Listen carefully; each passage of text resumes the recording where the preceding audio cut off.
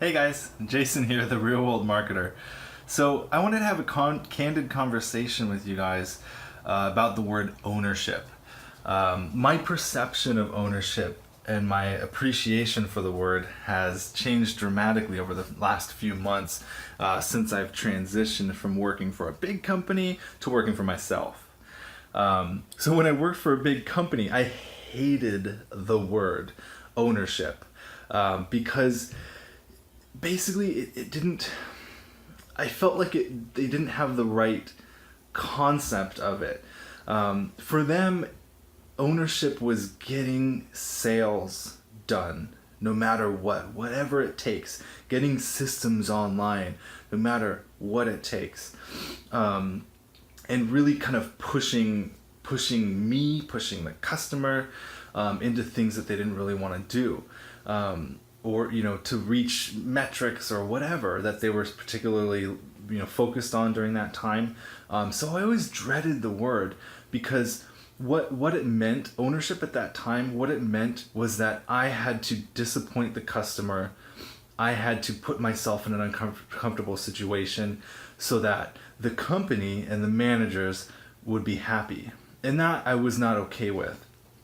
It was high pressure sales.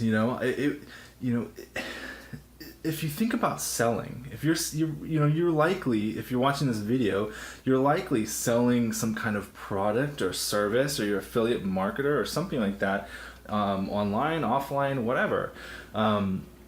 Selling is a service. So you're looking for people who need something. You're trying to find, you have a product or something like that, and you're trying to find a customer that needs that product, and you're fulfilling that need for them, so that they're getting what they need and what they want and what they look for, and you're getting paid for that. So you win, they win, everybody wins. In the situation that I was just talking about, working for a big company, well, unfortunately, with the way that whole situation played out was I would lose as the employee because I'd be in an uncomfortable situation. I'd be pissing off customers and not scoring any points or a good reputation. The customers would be pissed off, because they're being basically forced into something that they don't want or need. But we're pushing it, saying, no, you do. Like, there's got to be some way. You do need it. And it too hard, because there's, it's okay to say, have you considered this? Maybe you do need it, but if it's no, the other part of that is that the customer has to be receptive to these things. You can't just push it down their throats. So that was the problem, is that I was losing, the customer was losing, the company, the house would always win. Now, that works, but for some people, for some companies, I don't know about long term though. So I really dreaded the word, and they always said, they always followed this thing called C.O.D.E. It meant Care.Own.Deliver.Exceed. So care about the customer, own up to your metrics or whatever, the sales, deliver on the expectations, and exceed in those expectations, exceed the customer's expectations. So while the concept was great, the implementation wasn't so great. Now, switch to now where I, working for myself as an entrepreneur, the word ownership, the idea of C.O.D.E. means something entirely different, or at least I have more of an appreciation for it, and feel that it's more of a matter of utilizing it properly. So for me, ownership is taking ownership of my business. It's really, selling as a service, being like having the right mindset about it, that showing the customers that, look, I care about you. Like, my goal is to help you find what you need, so you win, and hopefully I can win too in return, and that's really the concept. It's not trying to cram things down people's throats and getting them to buy something, or getting into something that they don't need.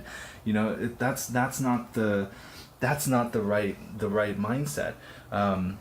So ownership really does mean a lot to me now. It's once you decide to take that step into entrepreneurship, you really have to take ownership of your business, because there's no one to fall back on. There's no one to blame, but yourself. You can't, if you're not getting traffic to your site, if you're not getting the conversions you want, it's not because of outside sources. It's not your environment. It's you. It's your approach. It's whatever. You really need to sit there and take a look. If you're struggling, sit there and take a look.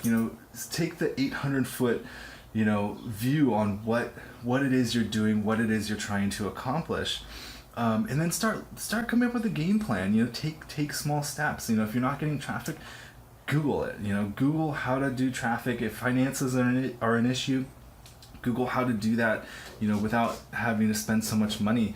Educate yourself. Invest in yourself to find out the best ways. And don't expect a get-rich-quick thing. Don't expect instant gratification. Those things, while they do happen, it's not common. But you know what? If you work hard and you take steps and you progress and you don't give up, eventually everyone's going to win. You're going to win, and you're going to succeed in building that business, and you're going to look back and you're going to be so happy you took every little step you made. You're going to be so happy that you cared about your customers and that you delivered on your expectations and everything, and that you really took ownership of your business. And it's going to be, it's going to be something beautiful for you. And that's, as far as exceeding expectations, it's really easy. There's little things, I literally was sitting there going, okay, how do I, selling teak furniture online for American Teak, how do I show the customers that I care, and how do I kind of go above and beyond with that? I was trying to figure it out. I literally Googled, different things to exceed expectations, and I found all kinds of little nuggets and tips about how to go about doing that. One of my favorites is just sending out handwritten letters to your customers. I mean, it's something so simple as that. Like, once they purchase a product or something like that, a couple weeks down the road, you send them a postcard saying, hey, thanks for helping us grow. We hope you're enjoying, refer to them by name and tell them what product they bought, and hopefully they're enjoying it, and to reach out if you have any other questions or anything you need. We're here to support you. That really shows people that you care, and that really builds trust, and it kind of sets you apart from everyone else. So that's my two nuggets. I'm curious as to what your perception of ownership means, and how you do that. So if you like to, leave comments in the section, email me, jason@realworldmarketer.com. Let me know what you think about the word ownership. And of course, visit realworldmarketer.com. It's got lots of great tips and inspiration there for the current or aspiring entrepreneurs. Facebook.com/realworldmarketer. Check it out there. You can stay up to date on the latest and greatest. Otherwise, that's all I have for now. But hopefully this kind of helps at least engage your mind a little bit and have you start thinking about what it is you're doing, where you're at, and kind of what to focus on. Anyway, good luck out there, and I'll see you out there. Bye.